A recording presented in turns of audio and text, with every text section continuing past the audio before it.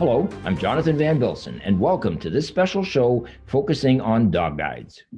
We're going to be speaking with several people who either own dog guides or live with people who do. The mission of the Alliance Foundation of Canada Dog Guides is to empower Canadians with disabilities to navigate their world with confidence and independence by providing dog guides at no cost to them and supporting each pair in their journey together. From guiding their owners through their daily lives to getting help when it's needed most, dog guides play a crucial role in the lives of Canadians with disabilities. Our next guest is Karen Patriquin, and Karen is the mom of Liam, who is 15 years old, who has a dog guide named Joey. Karen, welcome to the show. Thank you. So let's talk a little bit about Liam. As I mentioned, he's 15. How long have you had Joey now as a dog guide? We will have had Joey in May for 2 years. Obviously, now, can I ask what Liam's issue is, why he has a dog guide? Yes, of course. So Liam has autism, and Joey is an autism assistance dog guide from the Alliance Foundation of Canada. Okay. And what type of dog is Joey? Joey is a golden retriever lab cross. Okay. So what was life like before you got Joey? So before we got Joey, going out in public was really difficult with Liam. Him attending school was difficult. He has sensory processing issues. He is a visual, he sees everything in pictures. Anything that's really loud or overcrowding or overstimulating can create quite a bit of anxiety for him.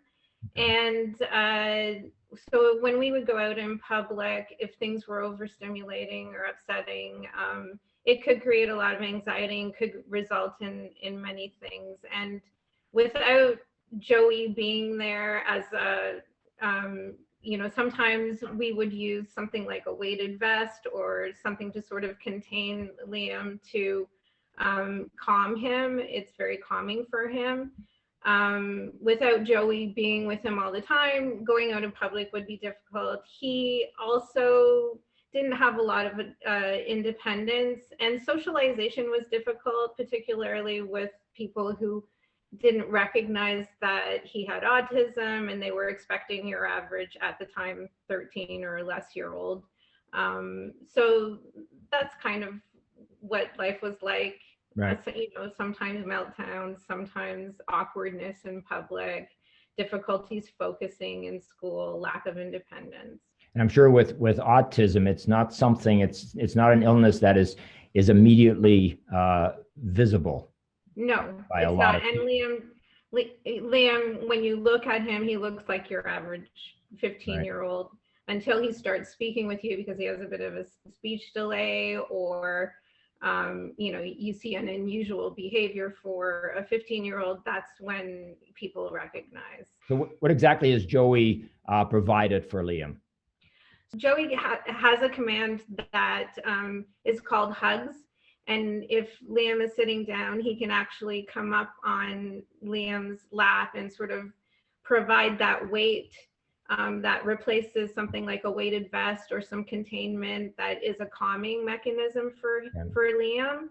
And because Joey is with him all the time, he can ask him to do that at any point in time in his day when he requires it. I understand that Joey goes to school with Liam sometimes. He absolutely goes to school with Joey every day. He goes on the bus with him, and he is basically there for him all day at school.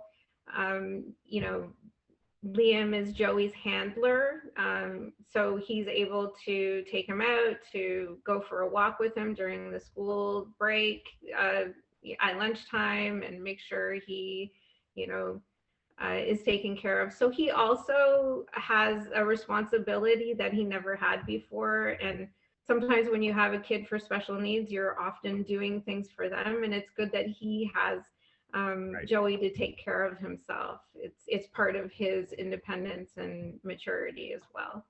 We'll look forward to Joey getting his secondary school diploma as well then. I know. Well, I do have a grad picture of Liam from grade 8, and Joey is in it. So that's pretty amazing. Oh, wonderful. Karen, listen, thank you very, very much for joining us today. It's been very, very insightful and educational. And I keep learning every time I talk to people and commend people for what they can accomplish. And I'm also glad that there are organizations such as the Lions Club out there that provide these sort of services. So thank you very much for your time. Look forward to seeing you out in the streets with the dogs.